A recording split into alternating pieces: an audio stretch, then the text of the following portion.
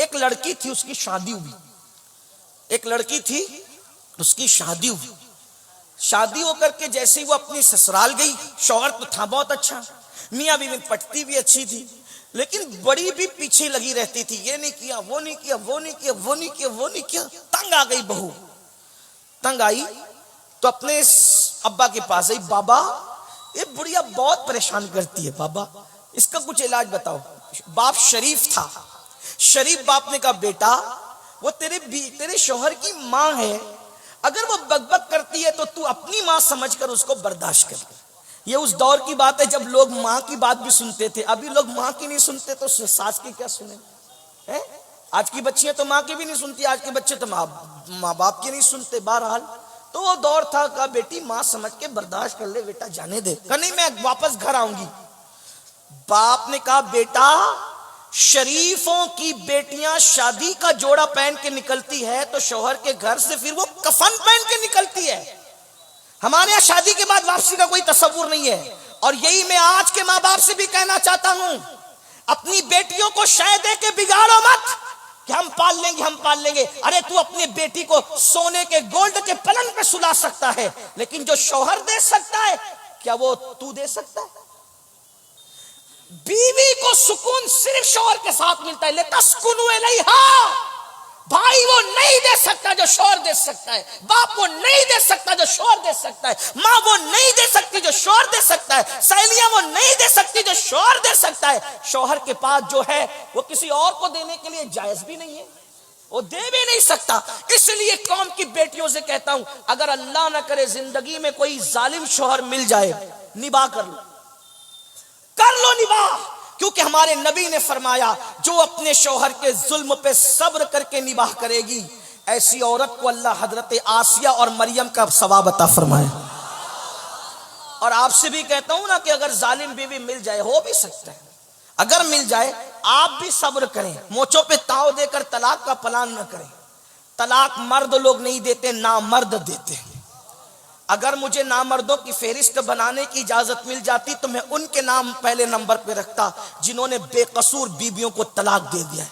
وہ مرد نہیں، وہ ظالم نامرد ہیں۔ مرد ہوتے تو نباہ کرتے، کیونکہ کہتے وہ اس قابل نہ تھی، تو کیا قابل ہے۔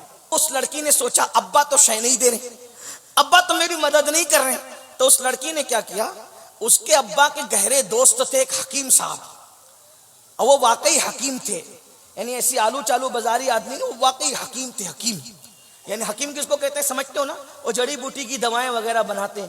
وہ لوگ اس دور میں بہت پڑھے لکھے ہوتے تھے، دوائیں بنانا بھی جانتے تھے، حکمت کی باتیں کرنا بھی جانتے تھے۔ تو بچپنے سے چچا چچا کہتی تھی، ابا کے گہرے دوست تھے، سوچا ابا مدد نہیں کرے چچا کے پاس چلو۔ وہ حکیم صاحب کے پاس گئی، کہنے لگی چچا جان ساس بہت ستاتی ہے، ظالم، گالیاں دیتی ہے، تکلیف پہنچاتی ہے، مصیبت کھڑی کرتی ہے۔ ابا کو شکایت کی، ابا شکایت قبول کرنے تیار نہیں۔ اماں کو شکایت کی، اماں شکایت قبول کرنے تیار نہیں۔ اب چچا ایک کام کرو نا، آپ دوا بنانا جانتے ہو نا، تو ایسی کوئی دوا بناؤ میں بڑھیا کو کھلا دوں تو بڑھیا مر جائے، اس کا قصہ ختم ہو جائے۔ حکیم صاحب واقعی حکیم نے کہا ہاں صحیح کہا بیٹی، بہت صحیح بات، لیکن تیرا روز اس سے جھگڑا ہوتا ہے، تیری ساس، اگر بڑھیا اچانک مرے گی تو لوگوں کو شک ہوگا نا کہ بہو نے مار ڈالا۔ اپنے ایک آئیڈیا چلتے ہیں، کیا اس کو اچانک نہیں مارتے، 3 مہینے کے اندر مرے گی بڑھیا، لیکن اس کو ہم لوگ تھوڑا سا سلو پوائزن یعنی تھوڑا تھوڑا زہر روز دیں گے اس کو۔ 3 مہینے کی میں پڑیا بنا دیتا ہوں، کھانے میں زہر دینا، لیکن لڑنا مت ورنہ پھر شک ہوگا کہ بہو نے مارا۔ تو کرنا کیا، کہا 3 مہینے تک تجھے صبر کرنا ہے۔ تو کہا کیا، کہا کہ بڑھیا کے پیر دبانا، اس کے سر میں تیل ڈالنا، کنگھی کرنا، اس کے کپڑے دھلنا، اس کو کھانا کھلانا، اتنا پیار کی ایکٹنگ کر کہ ایسا لگے کہ تو اس کی بیٹی ہے۔ تو ہوگا کیا، جب وہ مر جائے گی زہر سے تو تجھے تیرے اوپر کسی کو شک بھی نہیں آئے گا کہ تو نے مارا ہے۔ اس نے کہا 3 مہینے اگر بڑھیا کو جھیل لوں تو ہمیشہ کے لیے میری راحت ہی راحت ہے، تو چلو 3 مہینے پیر دبا۔ 3 مہینے خدمت کرنے میں جاتا کیا ہے، پڑیاں لے کر آئی چپکے سے، اب آئی تو بڑی بھی نے کہا کہاں گئی تھی، اماں وہ تو میں ایسے ہی ویس گئی، اپنا انداز پیار کا۔ اب وہ گالی دے رہی ہے، چھپ ہے، امی میں کھانا دوں تمہیں، چل جا یہاں سے نکل، بدماش کہیں کی۔ جو بھی ہوا ہوگا، جیسا بھی ہوا ہوگا، جیسے آپ سنتے دیکھتے رہتے ہیں۔ اس نے کہا نہیں امی آپ ناراض بھی ہو نا، میں آپ کو کھانا دیتی ہوں۔ ایک بات یاد رکھنا میرے عزیز، کتے کو بھی پیار دو نا تو کتا بھی دم ہلانے لگتا ہے، بکری کو بھی سہلاؤ نا تو بکری اور گائے بھی گردن جھکا دیتی ہے۔ پیار میں وہ اثر ہے، پیار میں وہ تاثیر ہے۔ پتھر بھی موم ہوتا ہے، کتے بھی زیر ہوتے ہیں، جانور بھی سر جھکاتے ہیں۔ آپ کبھی کسی جانور کے ہاتھ بدن پہ ہاتھ پھیر کے دیکھنا پیار سے، نہ گردن جھکائے تو پھر کہنا، فطرت ہے۔ محبت کی تاثیر، محبت بڑی پر اثر ہے، محبت میں بڑی تاثیر ہے۔ جو مہم ہتھیاروں سے سر نہیں ہوتی وہ محبتوں سے سر ہو جاتی ہے۔ ایک دن گزرا، اس نے وہ پڑیا کھانے میں ملا دی، ناشتے میں کھانے میں ملا کر بڑیا کو دیا، پیر دبا رہی ہیں، سر دبا رہی ہیں، کپڑے پیش کر رہی ہے۔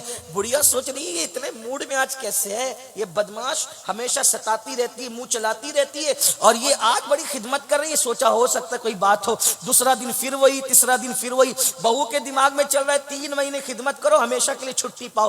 جیسے ہی 8-10 دن گزرے، اب یہ پیار دینے والی بہو پیار دے رہی، تو بڑھیا نے سوچا یا اللہ میری بہو مجھے اتنا پیار دے رہی، میں وہی کم وقت دل میں اس کا کینہ لے کے بیٹھی۔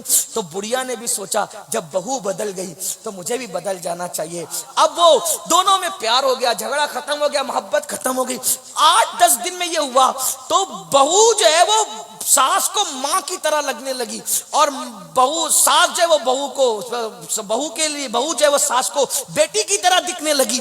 اب وہ ساس بہو ایک دوسرے کے بغیر رہ نہیں رہے، ادھر محبت ہوئی تو ادھر بھی محبت ہو گئی۔ اب بیٹی بیٹی بیٹی کہہ کے پکارتی ہے، گھر کا ماحول بدل گیا، جھگڑا ختم ہو گیا، یہ ہو گیا وہ ہو گیا، یہ بھی اس کے بغیر نہیں، وہ بھی اس کے بغیر نہیں۔ اس کو اچانک خیال ہے ارے بڑھیا تو 3 مہینے بعد مر جائے گی، میری اتنی اچھی ساس 3 مہینے بعد مر جائے گی۔ 15 دن کے بعد روتے دھوتے پہنچی، چچا وہ جو ہم نے 15 پڑیاں تو کھلا دی اس کو اور وہ مر جائے گی، تم نے 3 مہینے کے لیے کہا تھا۔ میری ساس مجھ سے بہت پیار کر رہی ہے چچا، جو مجھ سے اتنا پیار کرے وہ مر جائے مجھے گوارا نہیں، چچا میری ساس کو بچا لیجئے۔ مسکرا کر بڑے میاں نے کہا بیٹی میں جانتا تھا جب تو اپنی ساس کو پیار دے گی نا بیٹا تو وہ بھی تجھ سے پیار کرنے پہ مجبور ہو جائے گی۔